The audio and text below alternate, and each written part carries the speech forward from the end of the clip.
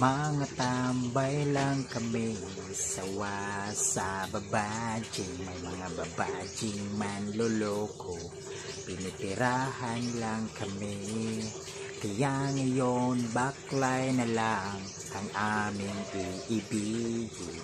Masarap magmahal ng baklay, ukay sarap. Sinasadulan puso ko ay laging nasugatan. Sinerseryoso kung bakit ako iniiwanan. Kaya ngayon nagising na ko sa katotohanan. Nalolokohin lang kami ng mga kababaihan. Kaya ngayon nagpapasyahan ng bakla aking iibigin. At ipagpadama ko ang himig ng aking damdamin sa kanya.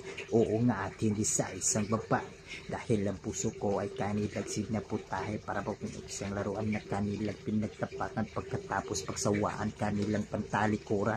So unfair, kaya bakla na lang iibigin. Kaya ngayon pakinggan nyo para sa'yo itong awit.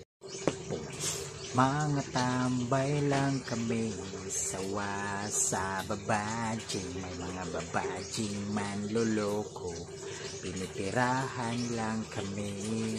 Kaya ngayon baklay na lang ang aming iibigin.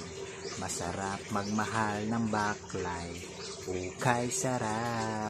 Hinanakit sa isang babae na nang dahil lang kung bakit nagmahal ako ng tulad niya kahit siya ay pangit, at hindi niya pinagkait at sa akin hindi lumapit. Kaya nga hanggang ngayon virgin pa ang aking, at alam ko namang wala akong kahati. Di ko siya mabubuntis pagkat pareho kami ng ari. Grabe, buong buhay niya ay sa akin binigay. Lahat yan yung inalay, basta wag akong mawalay. Di na kita iiwan kahit na ikay baklay, basta tiwala mo sa akin. Sige nang natala at totoo, relasyon natin ay parang ito. Mahal kita, sana akong magkatulo. Mga tambay lang kami, sawa sa babadjing. May mga babadjing manloloko, pinitirahan lang kami.